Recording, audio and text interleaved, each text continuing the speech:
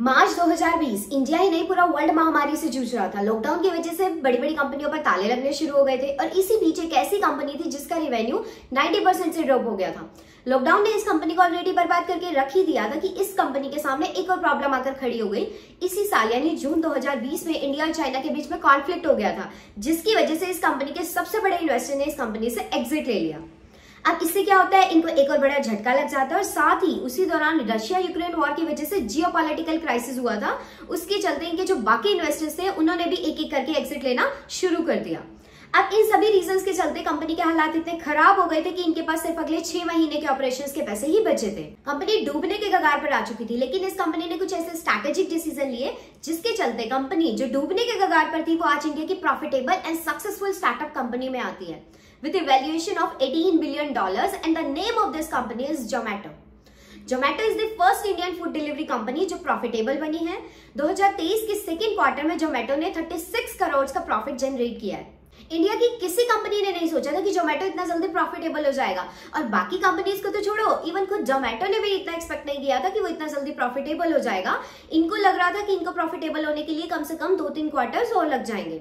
But surprisingly Zomato का जो revenue है वो 2022 में 1661 करोड़ रुपए था, जो 2023 में बढ़कर 2848 करोड़ रुपए पर पहुंच गया है, जहां पर 71% की year on year growth company में देखने को मिली है। So now the question is कि जोमेटो कैसे प्रॉफिटेबल बन गया, जबकि एक तरफ उसी का कॉम्पिटिटर स्विगी ने उसी साल में 4179 करोड़ का लॉस बियर किया था। जोमेटो ने ऐसी क्या स्ट्रैटेजीज यूज की जिसकी वजह से जोमेटो एक प्रॉफिटेबल स्टार्टअप कंपनी बन गया। जब इनके पास सिर्फ 6 महीने के ऑपरेशंस के पैसे बचे थे तो उस टाइम इन्होंने क्या स्ट्रैटेजीज यूज की, ये सब मैंने इस वीडियो में डिटेल में बताया हुआ है। तो वीडियो के किसी भी पार्ट को स्किप मत कीजिएगा, वीडियो को पूरा ध्यान से देखिएगा, और अगर वीडियो पसंद आई तो वीडियो को लाइक और चैनल को सब्सक्राइब जरूर कर दीजिएगा। Now look at this chart. पिछले 15 सालों में इंडिया में जितने भी फूड डिलीवरी स्टार्टअप लॉन्च हुए थे वो सारे के सारे या तो शट डाउन हो चुके हैं या उनको किसी दूसरी स्टार्टअप कंपनी ने एक्वायर कर लिया है। सिर्फ जोमेटो एंड स्विगी ऐसा स्टार्टअप है जो अभी भी ऑपरेशनल है। इंडिया के फूड डिलीवरी इंडस्ट्री में सिर्फ जोमेटो एंड स्विगी की ही ड्यूपोली है, with A market share 55% and 45% respectively. But इस वीडियो में हम सिर्फ जोमेटो की ही बात करने वाले हैं कि how Zomato become profitable company. इसके लिए हम जोमेटो के तीनों बिजनेस को डीपली एनालाइज करेंगे।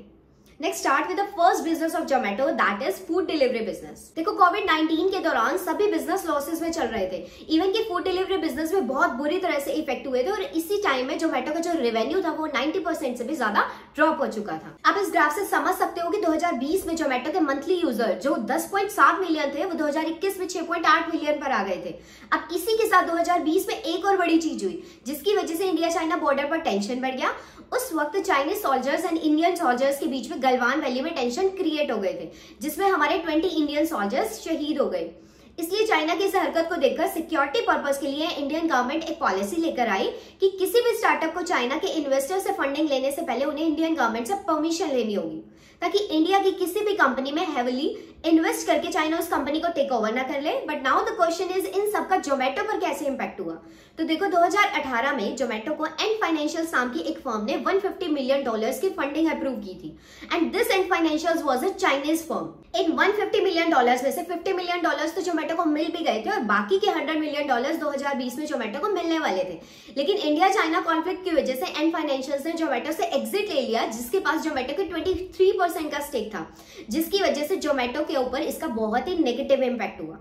अब कोविड-19 और इंडिया चाइना कॉन्फ्लिक्ट ने जोमेटो को बर्बाद करके रख ही दिया था कि उसी दौरान एक और प्रॉब्लम क्रिएट हो गई, रशिया यूक्रेन वॉर की वजह से जियोपॉलिटिकल सिचुएशन बहुत ज्यादा खराब हो गई थी। पूरी दुनिया की इकोनॉमी से इफेक्ट हुई थी, इसलिए अब जितने भी फॉरेन इन्वेस्टर्स थे उन्होंने धीरे धीरे करके जोमेटो से एग्जिट लेना शुरू कर दिया था। यानी कि इन्वेस्टर्स ने भी जोमेटो से एग्जिट मार लिया, और ऊपर से कोविड ने भी रेवेन्यू 90% ड्रॉप कर दिया। इन सबके चलते जोमेटो की ऐसी कंडीशन हो गई थी कि इनके पास सिर्फ अगले 6 महीने के ऑपरेशंस के ही पैसे बचे थे, और इसी सिचुएशन को फेस करने के लिए जोमेटो ने 2021 में अपना आईपीओ लॉन्च किया। आईपीओ लॉन्च होते ही जोमेटो को उनकी एक्सपेक्टेशन से भी ज्यादा अच्छा रिस्पॉन्स मिला, और लकीली कोविड खत्म होने के बाद लोगों के अंदर खाना खाने को लेकर जो एग्रेशन भरा पड़ा था वो बाहर आने लगा।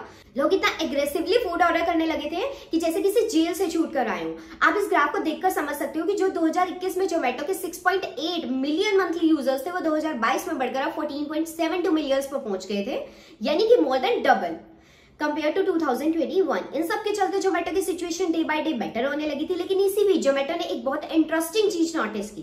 अब वो क्या चीज थी? देखो, ये इटली के विल्फ्रेडो परेटो हैं। 1906 में इन्होंने एक बात नोटिस की थी कि इटली के टोटल लैंड में 80% जो लैंड है वो सिर्फ 20% पॉपुलेशन ही ऑन करते हैं। परेटो की इस ऑब्जर्वेशन को आगे चल के परेटो प्रिंसिपल नाम दिया गया और बाद में इस प्रिंसिपल को बिजनेस को एनालाइज करने के लिए भी यूज किया जाने लगा। इस प्रिंसिपल के अकॉर्डिंग कई बिजनेसेस ऐसे होते हैं जिनके 80% सेल्स उस कंपनी के सिर्फ 20% कस्टमर से आते हैं। इसे परेटो का प्रिंसिपल कहते हैं कि rather than focusing on 100% customers, company को सिर्फ उन्हीं 20% लोगों पर मेनली फोकस करना चाहिए जो कंपनी के रेवेन्यू में मेजरली कंट्रीब्यूशन देते हैं। और हाँ, ये जो 80-20 की रेशियो है ये सिर्फ म्यूचुअल अंडरस्टैंडिंग के लिए है, जो बेसिकली ये शो करता है कि one minor portion of customer company के रेवेन्यू में मेजरली कंट्रीब्यूशन देता है। So now the question is कि इस परेटो के प्रिंसिपल और जोमेटो की प्रॉफिटेबिलिटी का क्या कनेक्शन है?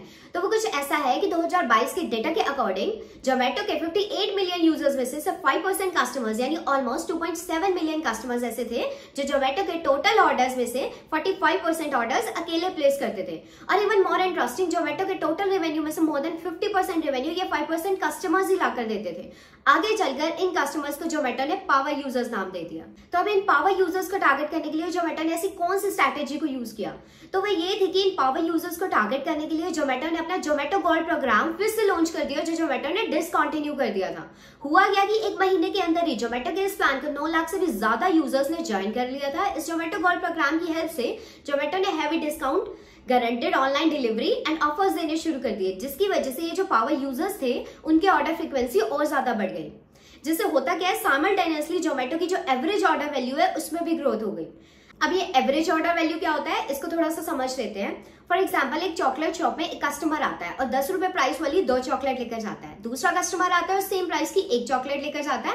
और लास्ट में एक कस्टमर आता है, वो भी सेम प्राइस की यानी कि 10 रुपए में 3 चॉकलेट लेकर जाता है। अब इस चॉकलेट शॉप का AOV यानी कि एवरेज ऑर्डर वैल्यू कैलकुलेट करने के लिए we will use this formula. Average order value is equal to total revenue divided by number of transactions. अब इस एग्जांपल के अकॉर्डिंग जो शॉपकीपर है उसको टोटल रेवेन्यू अर्न होता है 60 रुपीज, बिकॉज उसने 6 चॉकलेट को सेल किया।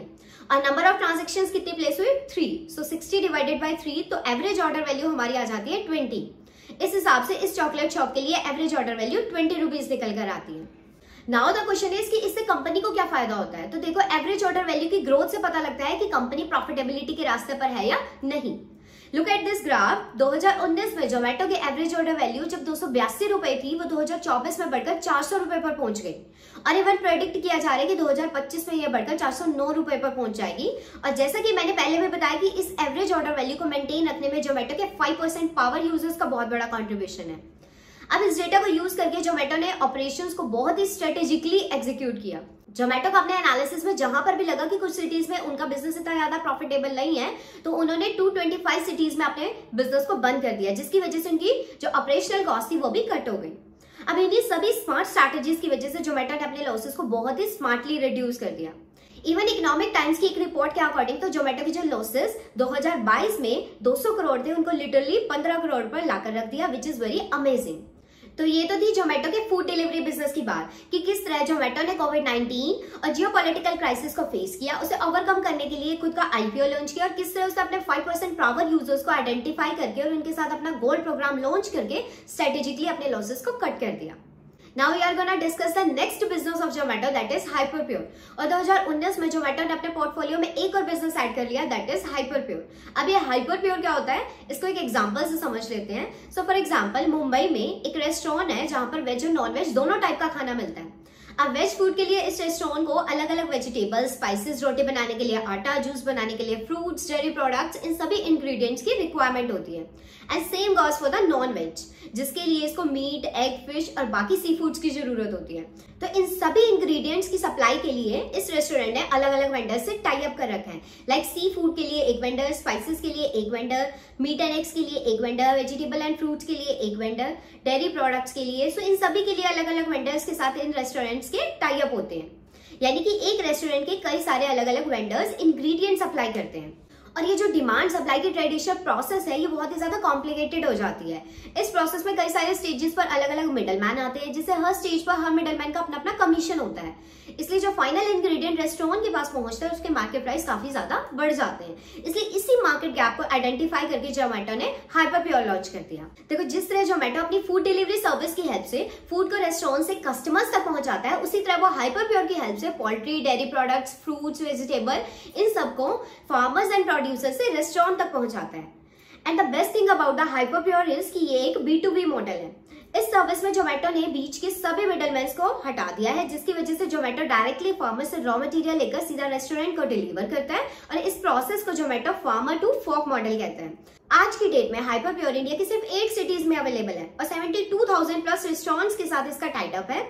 सिर्फ 8 सिटीज के बेसिस पर हाइपर प्योर का जोमेटो के रेवेन्यू में इतना बड़ा कंट्रीब्यूशन है। सो जस्ट थिंक कि आगे चलकर जोमेटो के पास हाइपर प्योर को लेकर कितना बड़ा पोटेंशियल है। इवन हाइपर प्योर का जो AOV यानी कि एवरेज ऑर्डर वैल्यू है वो भी बहुत ज्यादा स्ट्रॉन्ग है, दैट इज 1,284 रुपीज। और यहाँ तक कि हाइपर प्योर अपने हर एक ऑर्डर पर 10 से 12% का ग्रोस मार्जिन भी कमा लेता है, जो कि एक बहुत बड़ा रोल प्ले करता है जोमेटो की प्रॉफिटेबिलिटी में।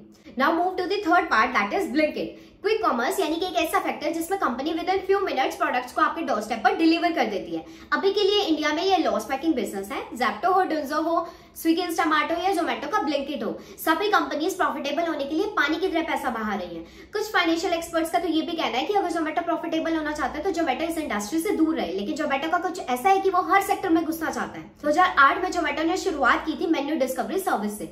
2015 में फूड डिलीवरी में एंटर हो गया और फिर धीरे धीरे टेबल बुकिंग, ग्रोसरी जैसे हर सेक्टर को इसने कवर कर लिया। मतलब फूड को लेकर कोई भी सर्विस हो, इनको सब कुछ कवर करना है। इसलिए जोमेटो ने 2022 में ब्लिंकिट को एक्वायर कर लिया था।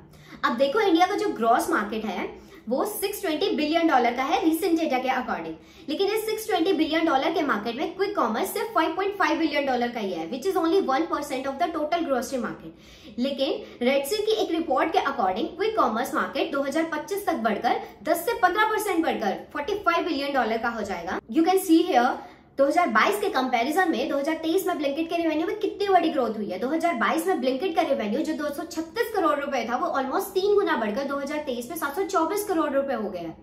इसके साथ हम लॉसेस को भी इग्नोर नहीं कर सकते। 2022 में ब्लिंकिट ने 1020 करोड़ के लॉस के रिपोर्ट किए थे और 2023 में बढ़कर ये 1191 करोड़ रुपए पर पहुंच गए हैं। Now what is the conclusion? So देखो, आज की डेट में किसी भी फूड डिलीवरी बिजनेस के लिए, किसी भी ई-कॉमर्स कंपनी के लिए प्रॉफिटेबल होना तो दूर, खुद के लॉसेस को मैनेज करना भी एक बहुत बड़ी बात है, एक बहुत बड़ा चैलेंज है।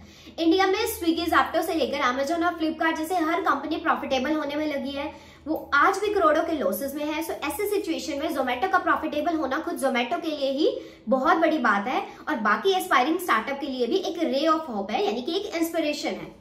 जोमेटो की प्रॉफिटेबिलिटी को देखकर पता चलता है कि स्ट्रैटेजी डिसीजन को सही से इंप्लीमेंट करके बाकी स्टार्टअप भी अपने लॉसेस को कट डाउन करके प्रॉफिटेबल बन सकते हैं। So this was all about कि कैसे जोमेटो एक लॉस मेकिंग कंपनी से प्रॉफिटेबल कंपनी बन जाता है। सो गाइज, अगर आपको आज की मेरी ये वीडियो पसंद आई है तो वीडियो को लाइक और चैनल को सब्सक्राइब जरूर कर दीजिए ताकि आगे आने वाली हर वीडियो का नोटिफिकेशन आपको मिलता रहे। So thank you guys.